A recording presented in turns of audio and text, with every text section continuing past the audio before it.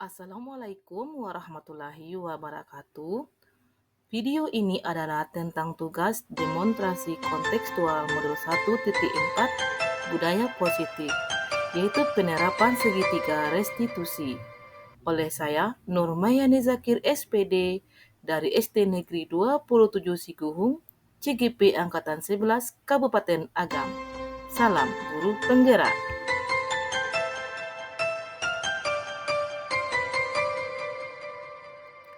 Baiklah, di video ini akan memaparkan dua kasus pada demonstrasi kontekstual penerapan segitiga restitusi pada modul 1.4 budaya positif di SD Negeri 27 Siguhung.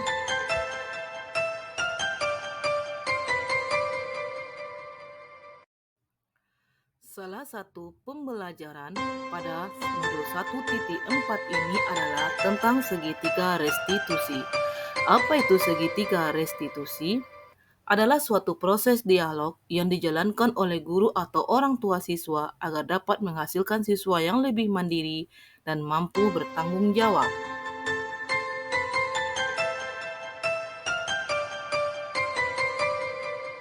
Menstabilkan identitas. 1. Berdasarkan prinsip membuat kesalahan adalah bagian dari proses pembelajaran yang terjadi di sekolah. 2. Menggeser identitas gagal ke identitas kesuksesan. Validasi tindakan yang salah. 1. Berdasarkan prinsip setiap perilaku berupaya memenuhi suatu kebutuhan tertentu. 2. Guru akan bergeser dari pemikiran stimulus respon menjadi proaktif. 3. Mengenali dan mengakui kebutuhan siswa akan memperbaiki hubungan dengan siswa. Selanjutnya adalah menanyakan keyakinan. 1. Siswa diberikan pertanyaan yang bermakna untuk memunculkan motivasi secara intrinsik. 2. Mampu mengaitkan keyakinan dengan tindakan yang salah. 3. Memberikan solusi kepada siswa terhadap masalah yang dihadapinya. Kita masuk kepada kasus pertama. Kasus pertama ini tentang Nadira. Nadira sering terlihat tidak fokus dalam belajar, bukan cuma saat belajar dengan wali kelasnya, tetapi juga dengan guru bidang studi yaitu mata pelajaran PAI atau agama dan PJOK. Sehingga wali kelas 5 mendapat aduan atau laporan tentang Nadira yang sering kurang fokus belajar. Padahal Nadira adalah siswa yang berprestasi atau juara kelas. Nadira, Assalamualaikum warahmatullahi wabarakatuh. Baik, selamat siang Nadira. Nadira sudah jajan tadi? Belum? Baik, Ibu ambil waktunya sebentar ya. Nadira tahu kenapa Ibu panggil keluarga ibu saya? Tidak? Baik, Nadira kan selama ini kan termasuk siswa yang pintar, bahkan juara kelas nih. Jadi Ibu mendapatkan laporan ini dari Ibu Devi sama Bapak Nanda. Bapak Nanda kan guru olahraga, Ibu Devi kan guru PAI, sementara Ibu adalah karena mereka berdua itu melaporkan kepada Ibu bahwa tadi selama jam pembelajaran mereka berdua kelihatan sangat kurang fokus gitu kan. Boleh Ibu tanya kenapa anak Ibu tidak fokus dalam belajar? Apa sebabnya? Karena Nadira lupa makan. Jadi karena sering terlambat makan atau mungkin nggak makan ke sekolah, jadi Nadira tidak semangat dalam belajar. Baiklah Nadira, sebenarnya itu hal biasa ya, karena namanya kalau kita sudah terbiasa nggak makan ke sekolah sebagainya itu hal biasa. Tapi Nadira untuk pagi biasakan sarapan pagi ya sebelum berangkat ke sekolah supaya Nadira nanti dalam belajar agar tetap fokus. Baiklah Nadira, karena Ibu sudah tahu apa penyebabnya, Nadira berjanjikan untuk merubah aktivitas Nadira di rumah kan untuk makan dulu ke sekolah. Ingat dong Nak, keyakinan kelas kita salah satunya apa Nak? Yaitu belajar dengan fokus, belajar dengan rajin. Baik, karena Nadira sudah memahami untuk besok-besok belajarnya fokus lagi ya Nak ya. Kan sayang sekali Nadira anak juara loh, nanti juaranya diambil sama teman yang mau. Iya, jadi begitu Nadira fokus misalnya. Baik, terima kasih Nadira karena sudah ibu mau panggil ke sini, berarti sudah dapat solusinya. Nanti ibu akan kasih tahu sama Bu Devi sama Bu Nanda apa penyebabnya Nadira selama ini kurang fokus belajar. Biar Ibu Devi, Bapak Nanda juga mau membimbing Nadira.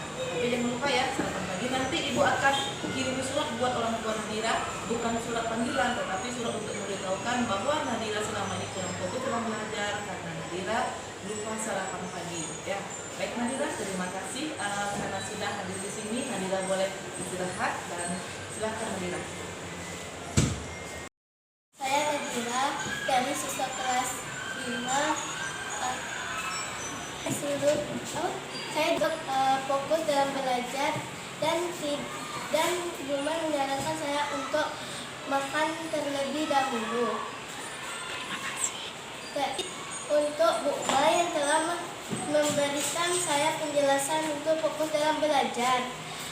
Dan teman-teman jangan lupa makan dulu ya sebelum ke sekolah. Pada kasus kedua ini, terjadi pada Sani.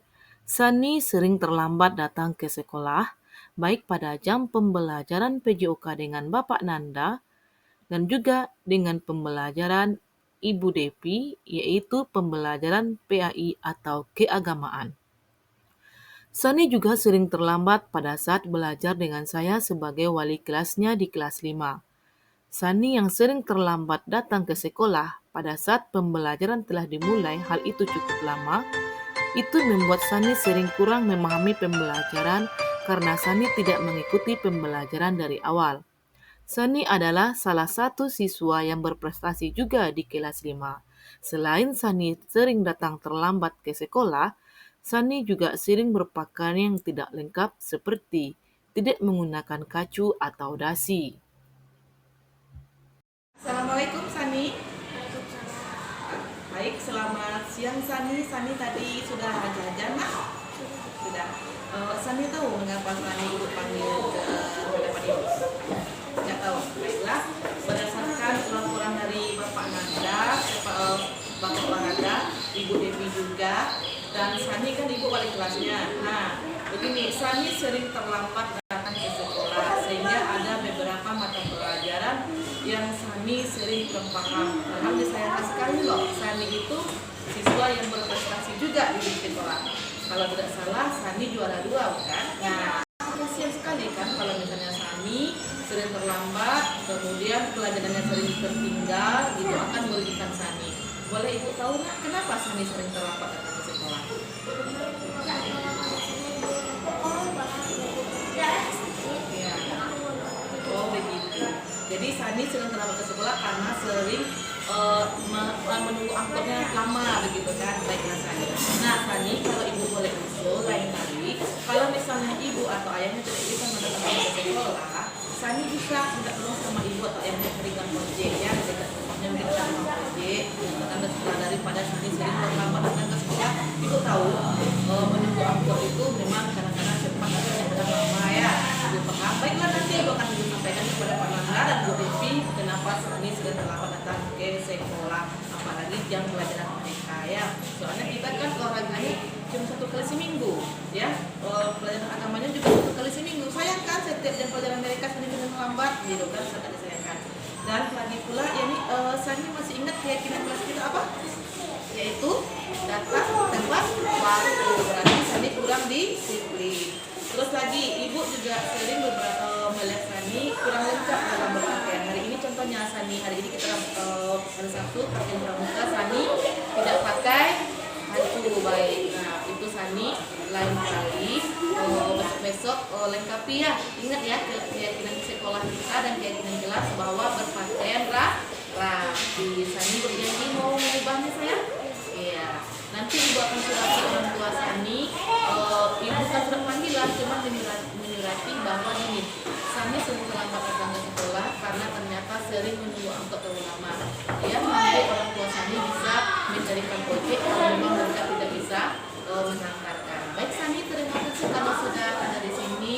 Mudah-mudahan Sani berubah ya. Ya, jangan lupa ya, jangan seperti temannya yang lain telat makan, harus makan ke sekolah. Baik Sani? Ya, ayo. Ini adalah tanggapan dari Sani. Saya senang diajak berdiskusi oleh guru saya tentang masalah saya, dan saya mengakui kesalahan saya. Tapi Bu Guru sangat paham dengan alasan saya, kenapa saya sering terlambat, dan Bu Guru telah memberikan solusi terhadap masalah saya. Dan beliau akan menyurati orang tua saya untuk membantu saya agar tidak terlambat lagi ke sekolah. Terima kasih Ibu Guru kelas saya. Saya, selaku sebagai wali kelas 5 yang sering mendapat laporan dari guru bidang studi dan juga hal itu terjadi pada saat pembelajaran di jam saya, maka saya melakukan pemanggilan kepada Nadira dan Sani untuk menyelesaikan kasus mereka. Saya menggunakan segitiga restitusi. Setelah itu saya melakukan penguatan kembali kepada siswa di kelas saya atau memberikan nasihat di kelas saya untuk kembali mengingatkan siswa saya untuk mematuhi keyakinan kelas dan sekolah yang sudah disepakati agar siswa saya lebih baik lagi ke depannya. Assalamualaikum warahmatullahi wabarakatuh.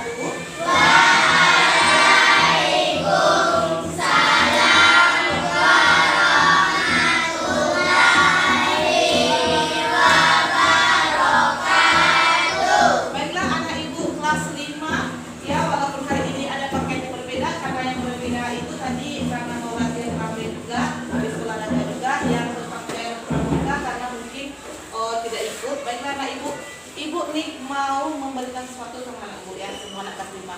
Anak kelas 5, kalau misalnya kalian mau berangkat ke sekolah, ya jangan lupa sarapan.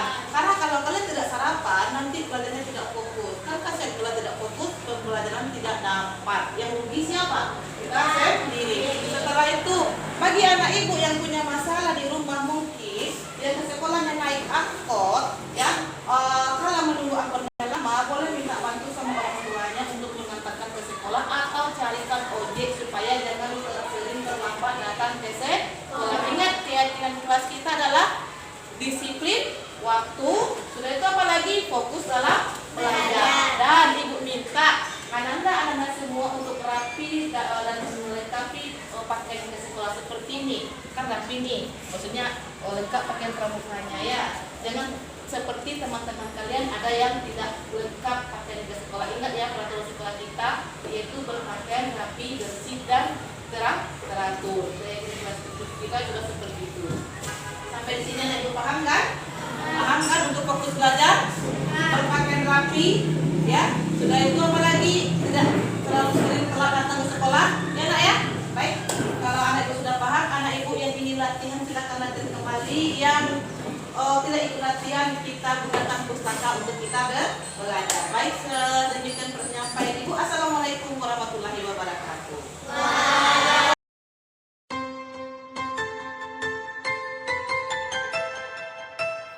Baiklah, demikian pemaparan video saya. Terima kasih sudah menyaksikan video ini. Semoga bermanfaat. Salam guru penggerak. Assalamualaikum warahmatullahi wabarakatuh.